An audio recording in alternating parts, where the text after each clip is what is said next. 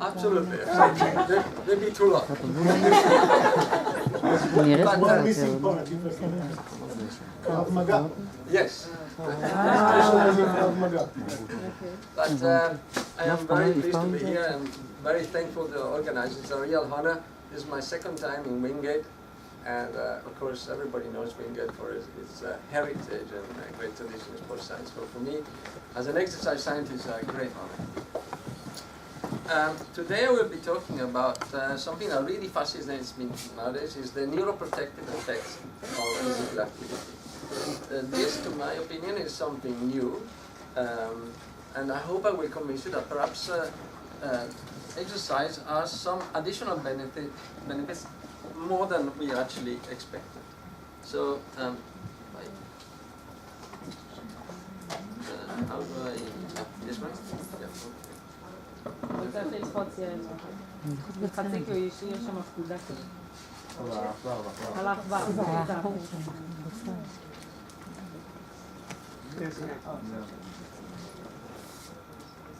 Okay, so as you all know, as we age, we lose muscle mass.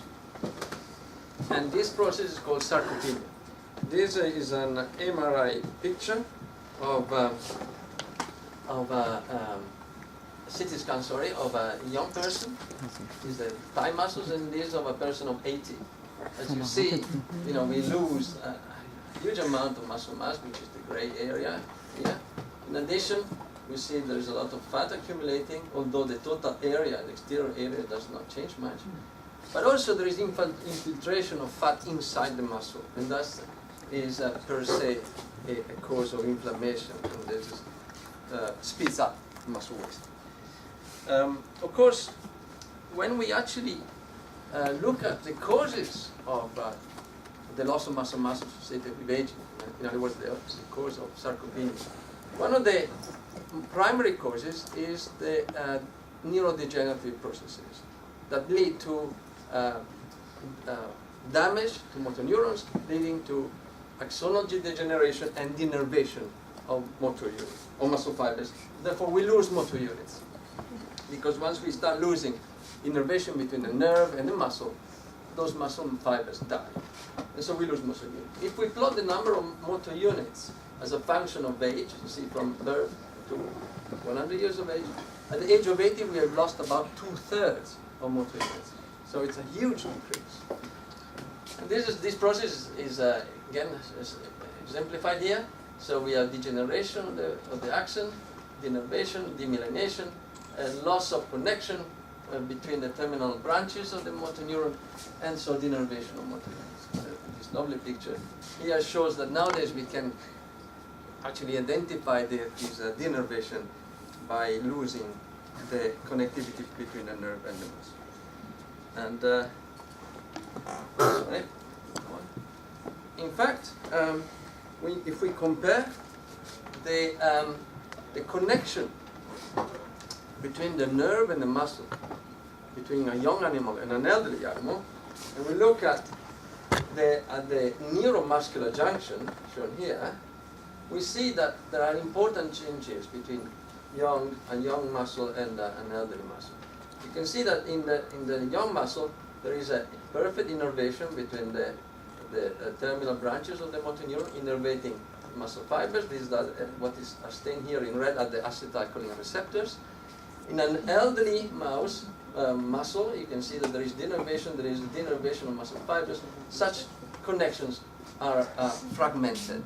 So there is a progressive denervation, and when we actually look at the size of the neuromuscular junction, you see the size in the young is perfectly extended and also intact, and whereas in old age there is distinct fragmentation, so denervation of muscle fibers. Now, what about the causes of this problem?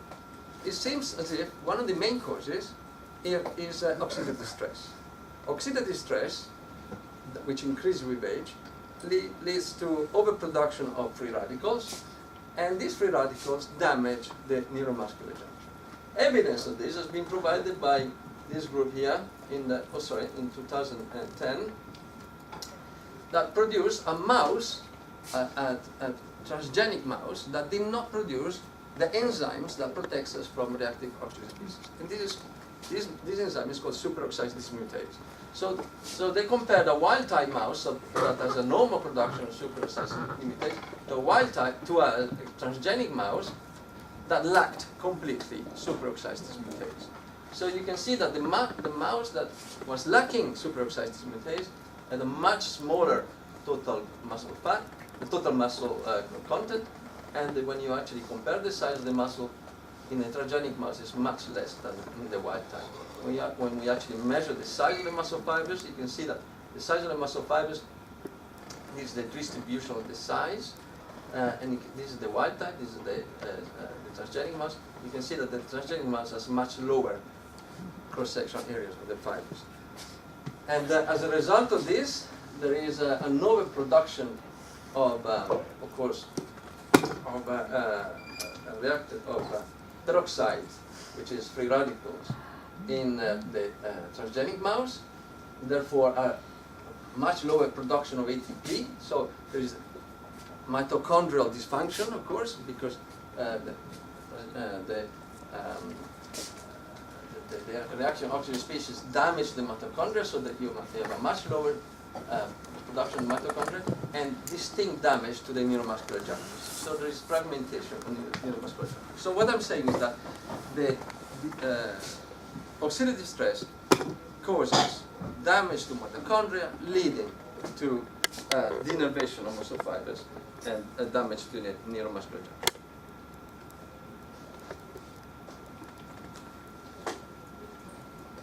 However, we also know that if we train mice aerobically for 1 month, we can prevent these changes. These is an all-controlled population of mice, because these are the neuromuscular junction, and so there is sign of fragmentation. And this is after 1 month of aerobic exercise. You can see that there is preservation of the integrity of the neuromuscular junction. When we actually look at quantify the amount of damage to the neuromuscular junction, you can see that compared to the mouse that did not do any exercise, the mice that did exercise were much less fragmented, the neuromuscular junction, so there is a distinct protection from damage to the neuromuscular junction. There is a less damage to the acetylcholine receptors, and less denervation, less of denervation, and also less sprouting, which is a sign of damage. So,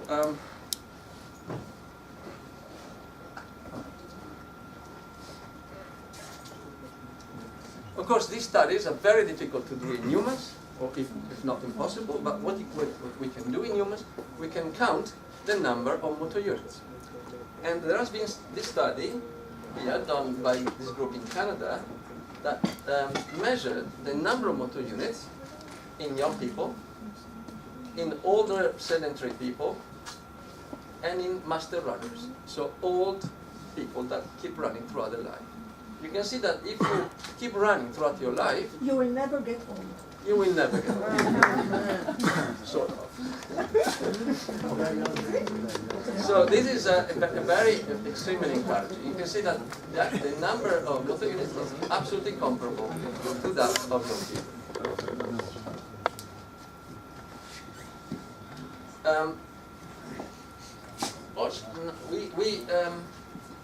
Although we cannot do invasive study in humans looking at the integrity of the neuromuscular junction, we can now assess the damage to the neuromuscular junction from a simple blood test. As we age, we have an increased production of an enzyme called the neurotrypsin. This is normally produced by our motor neurons in order to a complete continuous renewal of the components of the neuromuscular junction. But in old age, the level of neurotrypsin go up a lot, and so this damages the neuromuscular junction. And as the neuromuscular junction becomes damaged, one component of the neuromuscular junction, which is called agrin, becomes damaged. And the agrin has the role of aggregating acetylcholine receptors. So it is very important for the maintaining the integrity of the neuromuscular junction. So as agrin becomes damaged, it releases into the blood a fragment, which is called C-terminal peptide agrin fragment, which we can identify from a simple blood test. And this is exactly what is done here. This is this agrin fragment presence in the blood, in the serum specifically, in old healthy people, and here in old frail people, so sarcopenic people. So sarcopenic people have high levels of iron. So this tells us that with sarcopenia there is damage to the neuromuscular junction. So we decided to look at the level of neuromuscular junction integrity in a training study that I carried out with some colleagues in Germany, in which they did two types of intervention. One was classical general fitness intervention, which involved some strength training, some aerobic training, but all involving cyclic repetitive exercises, which involved a lot of automatism. Instead, we did 6 months of dancing exercises twice a week. Of course, dancing, and I will explain later what the dancing exercises were, involved a lot of coordination and cognition. Maybe later. Sequencing movement and a constant learning process. And these are, of course, the recruitment criteria. I will skip this for the sake of time. And we look at the effects of this intervention. So the dancing intervention involved line dance, jazz dance, rock and roll, Latin American dance, and square dance. So the classical ballroom dancing that elderly people enjoy. And of course, the nice thing about dancing is that elderly people actually enjoy it. You will find very few elderly people that enjoy going to a gym, shifting weights. So, yeah, so it's that is very important from a societal point of view. So we looked specifically at the integrity of the neuromuscular junction.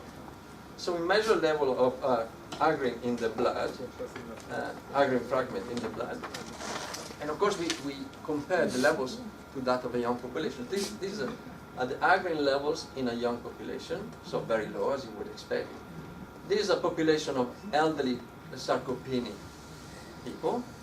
These were our elderly before the dancing intervention, and this after 6 months of intervention. So a 15% decrease in agrin fragment. So in other words, it seems as if this type of intervention reduced the level of breakdown of the neuromuscular junction. Whereas the group that did general fitness training had no decrease. Now, having found this, I asked myself, well, what about people that danced for many years? So habitual dancers, are they protected? I would expect so. And so I tested some. And in this case, we studied 20 older dancers and 15 older sedentary people. And the dancer did the sequence dancing, this kind of fancy dancing that they do in England, and this sort of folkloristic type of exercise that they also perform. This is called Morris dancing. But anyway, they all danced twice a week for a minimum of 90 minutes per session for a minimum of 2 weeks. And these are the results I found. These are your older dancers, and these are all the sedentary. So a 40% decrease in agrin fragment. So in other words, again, a distinct neuroprotective effect. Of dance more than aerobics, general aerobics? No. I will come to that later. Also, we found that the dancers had a greater fatigue resistance, because obviously I wanted to know if there are some functional benefits. So they were asked to maintain a contraction for as long as possible, a submaximal contraction for as long as possible, and then dancers had a much greater time to fatigue compared to the non-dancers. The older century and the older dancers. So the older dancers could sustain this contraction for a much longer time. Now, what about the mechanisms of this? How dancing can afford this protection? Well, one possibility is that by doing dancing, we reduce the level of oxidative stress.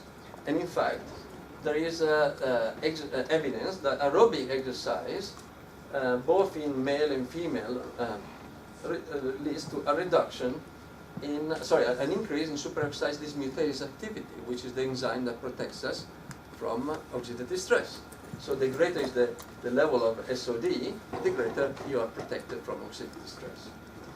The other possibility is that exercise leads to an improvement of mitochondrial biogenesis, and this is afforded by a greater production of PGC1 alpha. PGC1 alpha is the master regulator of mitochondrial biogenesis, and again, in this study, they produced a transgenic mouse that overexpressed PGC1 alpha, and they found that by overexpressing PGC1 alpha, you have a greater neuromuscular junction area, a greater amount of acetylcholine receptors, and so on. So, mitochondrial biogenesis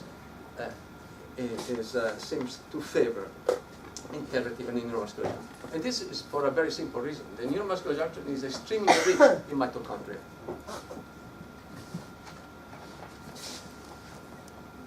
Also, inflammation. Inflammation could play a role. We all know that acute exercise leads to an increase in inflammation. But we also know that repeated, regular exercise actually protects us from inflammation. And this is exactly why cancer patients are prescribed aerobic exercise.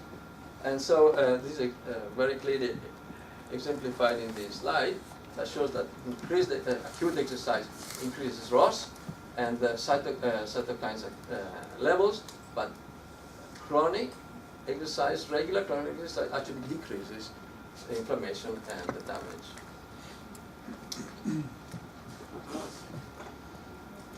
Also, evidence that reducing inflammation protects from muscle wasting comes from this study that has measured C-reactive protein in a population of young people trained, young untrained, old trained, and older untrained. So you can see that the greater is your level of CRP, so C-reactive protein, the lower is your muscle mass. Lastly, we should consider that exercise also leads to production of neurotrophins. Neurotrophins play a fundamental role in maintaining the crosstalk between the nerve and the muscle. There are many neurotrophins. BDNF is the most well-known, brain-derived neurotrophic pattern, which facilitates synaptic efficacy, protects neurons from oxidative stress. Neurotrophins TN4, GDNF, CNTF, IGF-1, all are involved in maintaining neuromuscular system integrity, and in particular, integrity of the neuromuscular junction. One particular neurotrophin that actually specifically is a myotrophin is IGF-1. You all know IGF-1 because it increases muscle size, but I suppose not many of you know that IGF-1 also has a neuroprotective action. And the evidence for this is in this slide. These authors produced in a transgenic mouse that overexpressed IGF-1. This is an old sarcopenic mouse, a wild type, so not overproducing IGF-1. And this is an old mouse, which is certainly not sarcopenic. It overexpresses IGF-1. You can see that its muscles are huge, so no sign of sarcopenia here. When you actually measure muscle mass in a transgenic mouse, it's much greater. The tetanic force is much greater. But what is also very interesting is that if you inject IGF-1 into the muscle, it is taken up by the motor neuron, retrogradally transported in the motor neuron, and it protects the motor neuron from degeneration.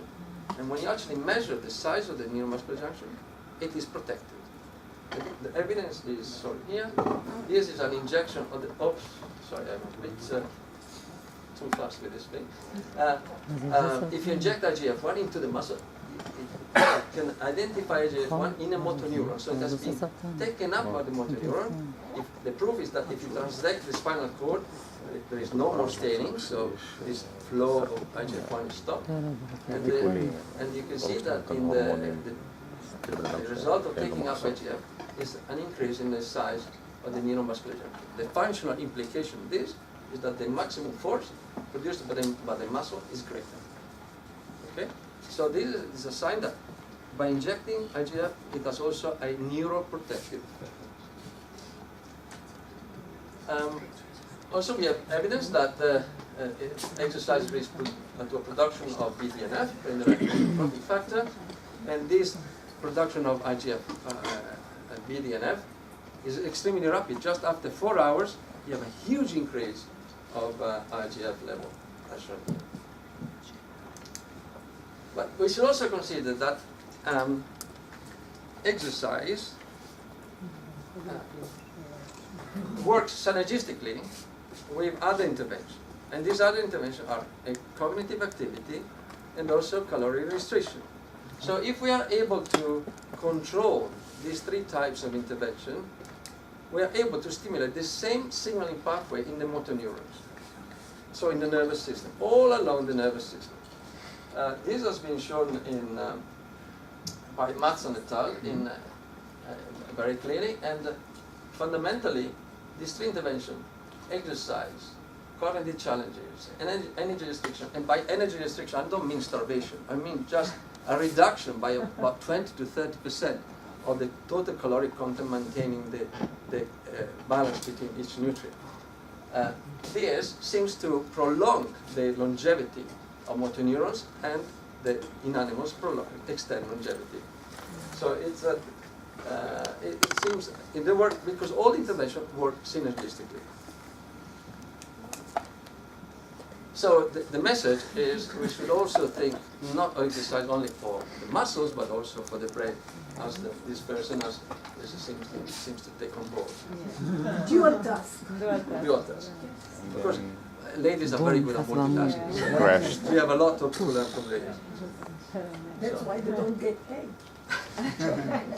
So, I'd like to conclude by saying that dancing in old age seems to afford protection against neuromuscular junction degeneration, and this effect is possibly mediated by improvement of mitochondrial function, a reduced oxidative stress, reduced inflammation, and maintenance of the nerve muscle cluster by neurotrophins and myotrophins. Thank you very much.